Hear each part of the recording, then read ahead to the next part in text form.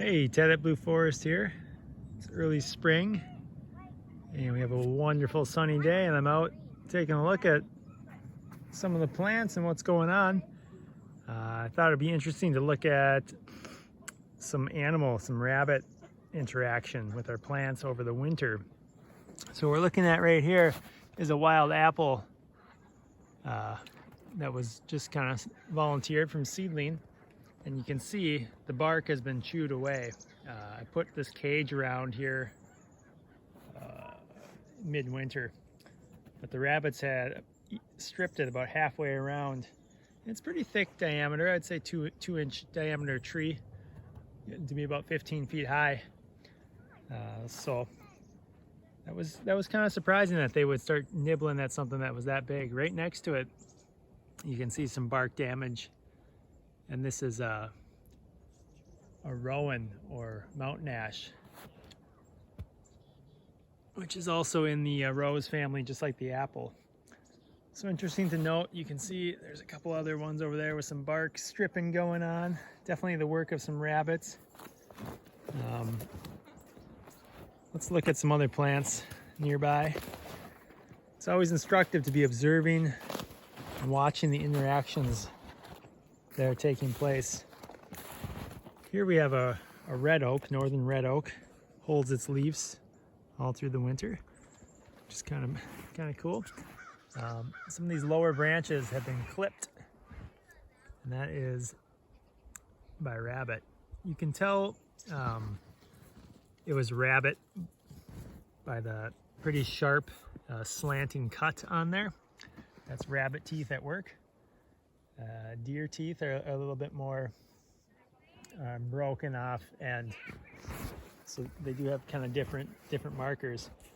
This oak has been knocked back several times in its young life. It seems like it's gotten big enough now that the rabbits were only focusing on the lower limbs and weren't eating the bark off of it. The main trunk is about 1 inch thick, and it's maybe too big for them. But the oak's species that's well adapted to that. Has a deep taproot and stores a lot of energy there, and so it's adapted to being grazed and burned, and can sprout right back, which this one has done several times. But I think after this year it'll get ahead of the rabbits and be fine to leave uncaged. We got a couple other plants to note here. We got some Staghorn sumac. A little bit of a smaller variety right here. And again, the rabbits were, I don't know, maybe I'll switch my angle. The rabbits were chewing that bark away. So I haven't noticed that too much in the past, so that's interesting to note. Come on down the yard here and look at a couple other species. Here's another one I caged. This is an Eronia berry. Eronia melanocarpa. That was also getting chewed on the bark before I put this cage around.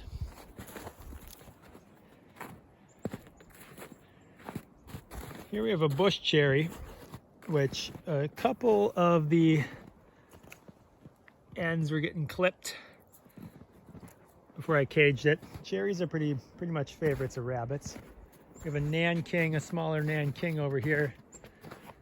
A little bit too big to get clipped, but you can see again the bark just getting chewed off.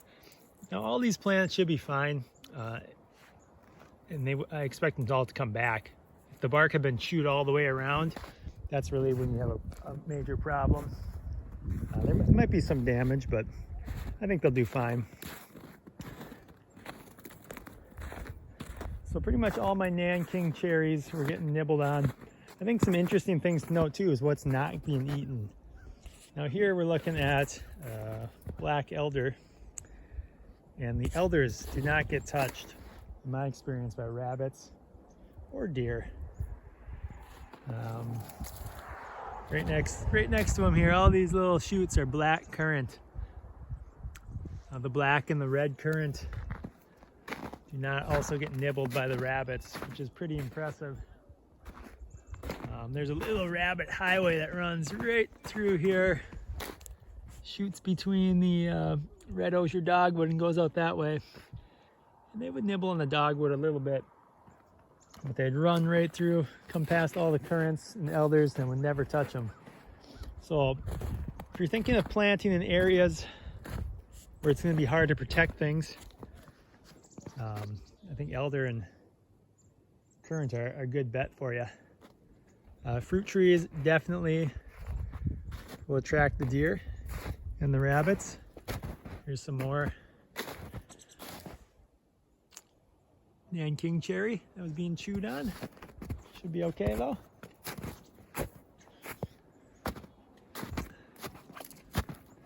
We'll go take a look at one more species, or hybrid hazels. Got a hedge planting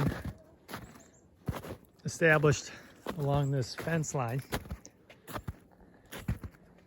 and you can see a hazel crown here, one there, a younger one there, another one back there. I think the rabbits will definitely come in here and clip the smaller stalks.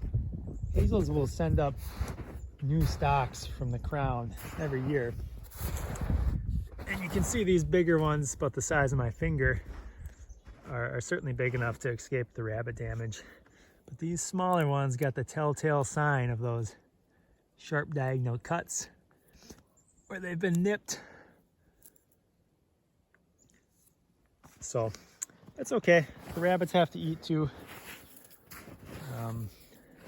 as do the deer. So we don't mind the damage too much. Some we really like to protect it when they're going after them pretty heavy, like the Nanking cherries. But important to be observing these things throughout the winter and the spring when you think your plants are not needing your attention. Sometimes they are. Yeah. Hope everyone has a nice spring.